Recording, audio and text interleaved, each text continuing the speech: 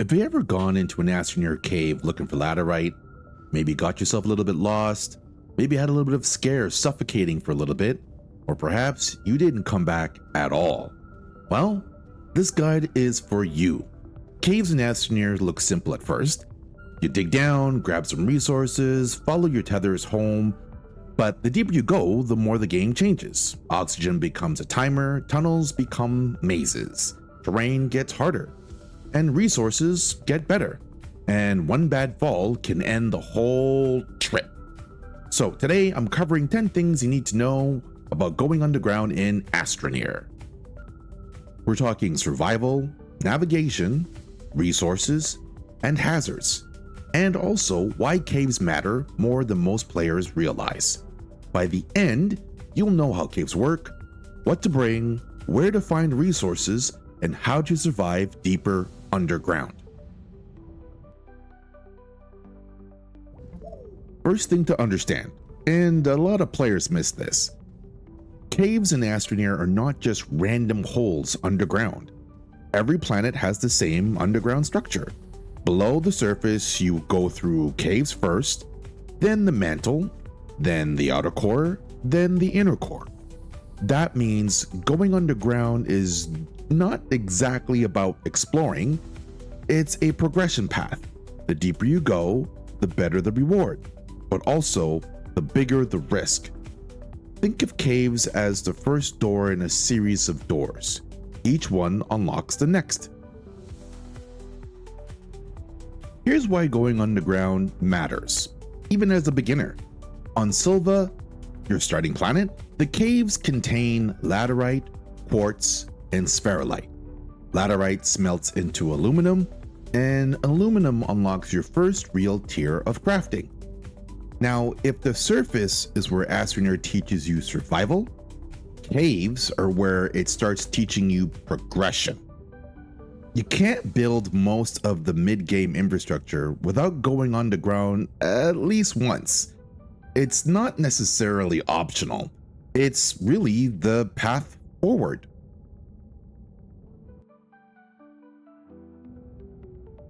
Now, this one ended more of my lives than anything else, and that is oxygen, or a lack thereof. When you leave your base or tether line, you're on a timer. Once oxygen runs out, you suffocate, and it happens faster than you think. So, here is my pre-cave checklist for oxygen. First up, you've got tethers. Generally try to carry some compound with you so you can create some more. These guys here provide oxygen, and then also secondary thing, it gives you a, I guess you could say, a breadcrumb trail to find your way back out. Second up here is the oxygen tank. I like this guy. This is one of my favorite ones here to use.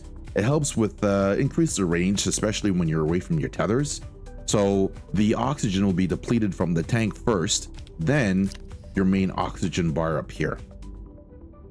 And then next up here is the oxygen filter. These guys here are okay for sort of mid-range cave traveling, but once depleted, that's it. It's not necessarily renewable or refillable. Once it's gone, it's gone.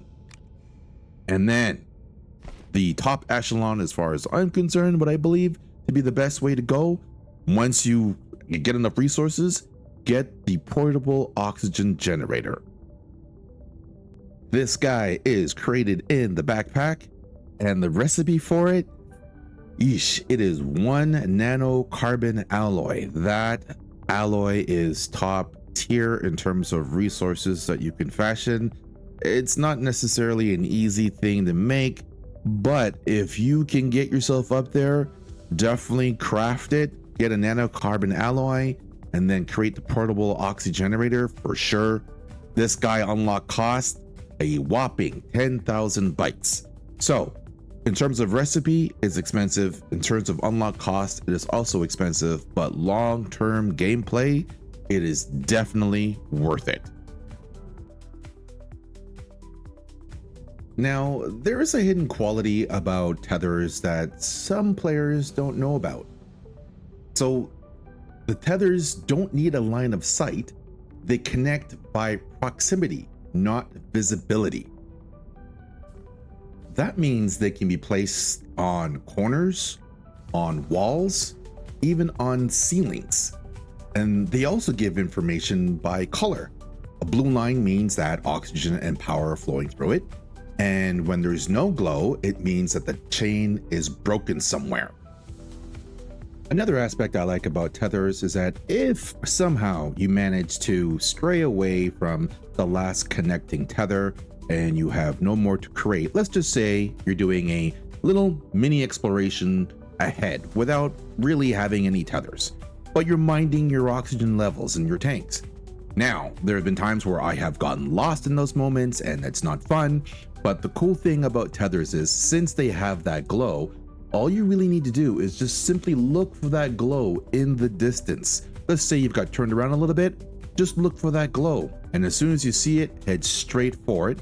And it's literally your breadcrumb way of finding your way back out. So lower caves can be a genuine labyrinth, especially if you've kind of been driving a rover. So here's a couple of systems that I like to use to make sure to try and not get lost. First up, and one of my faves, is the compass. Right here. The cool thing about the compass is that it will always show you where your base is located. This blue icon here with the house on it, that's the direction of my home base. Another cool aspect of the compass, if you kind of look carefully, get a little closer, and then you will see right here, it actually shows you levels. So I'm currently at this level with this round, I guess you can say ball or circle is. Then here is another level above me. And then this right here is the surface. So the compass can show you general direction in regards to your home base and how many levels you're actually, how many levels you're on. So it's one of those cool ones where it's like, you know what? If you just sort of pay attention, it can really help you out of a jam. Next up are beacons. Beacons are made from quartz. Let's do that right now. And place the beacon down.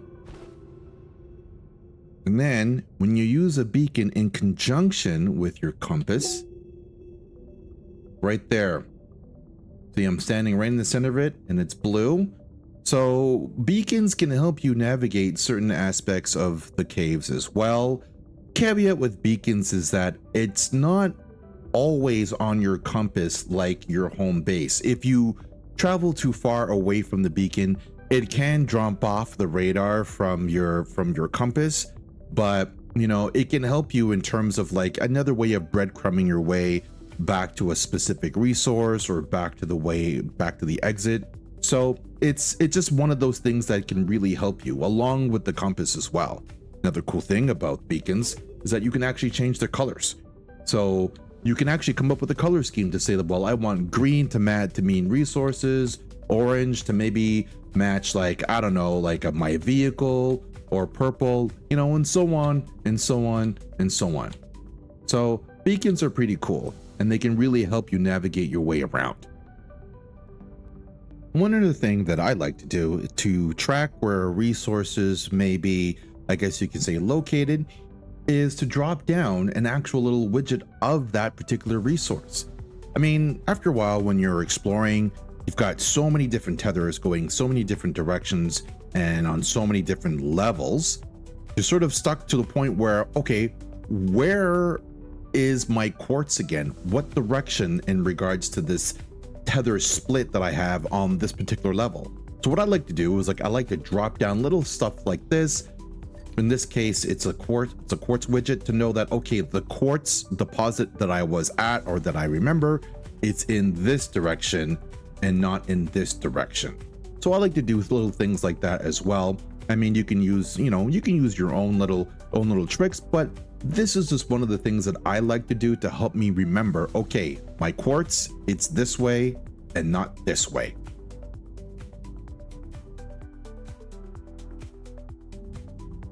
Caves don't usually kill you in one big dramatic moment. They kill you with 3 small mistakes at the same time.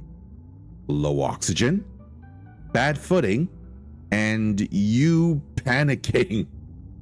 Hazards in caves include offensive flora, plants that react when you walk near them. Here's the key: they ignore you when you're seated in a vehicle. So, if you're driving, you're safer from plants. And then there's the terrain, whether it's steep walls or unexpected holes. Now, sliding along an angled surface can slow your fall, but a straight drop down a hole in a deep cave, that will just end you. So, watch your footing, go slow around edges, and try not to panic. The terrain tool isn't just for mining. In caves, it's your single best survival item. Flatten mode copies the angle of whatever surface you point at. Use it to create smooth ramps for both walking and getting your rover back up to the surface.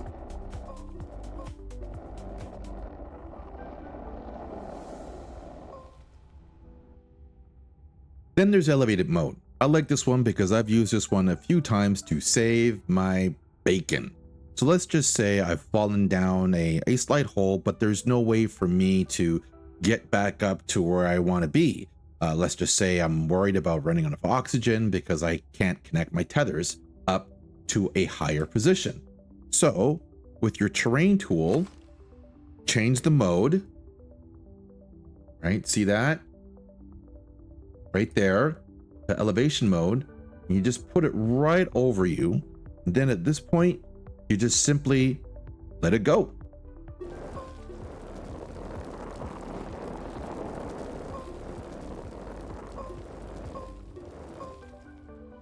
And there you go. I just sort of got myself out of a supposed jam. Now, the elevation mode, like I said, it's pretty cool. I've used it a few times just to get myself from one lower level to another because I've accidentally fallen down a hole of some kind. And, you know, try not to panic, like I said before, and just sort of use the terrain tool, elevate yourself back up to the level you want to go to, and get connected back up to that tether. At some point, you'll try to dig somewhere and the terrain just won't cooperate. That's not a bug. That's the soil hardness levels that you're dealing with. Terrain in Astroneer has a hardness levels of 0 to 3. Darker pattern terrain means harder material. Your default terrain tool handles soft terrain fine, but deeper caves often have harder levels. Drill mods, they have different levels. Drill mod 1 handles most caves and mantle terrain. On Glacio, you'll want to get around comfortably, so Glacio's outer core requires drill mod 2. And Atrox, well, Atrox demands a top tier drilling, or else you're not going to get very far. If you feel stuck in a cave, just check your drill level before you assume that there's something wrong with the game. Let's talk about the planets, because this is one of my favorite things about Astroneer. The caves are not the same everywhere. Sylva is your training ground. Caves here are manageable, the resources are essential, and the hazards are easy to learn. If you're a beginner, this is where you build your cave confidence. Coloros caves sit on the mantle layer. High value research samples and with wolframite and malachite. Definitely worth the trip when you're ready. Visenius caves are darker than most mantle layers. Bring a floodlight or a work light. Seriously, visually it looks cool, but you need to see what's around you.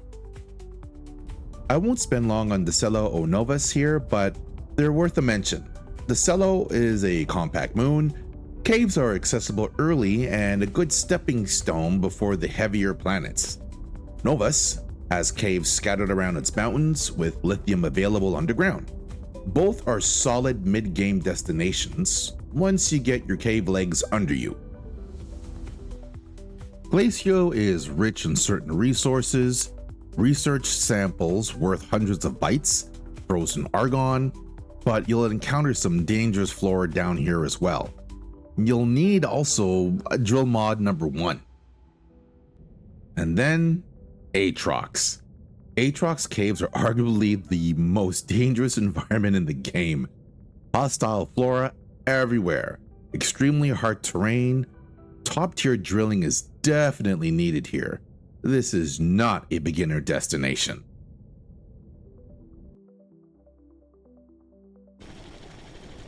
And here's where it all matters.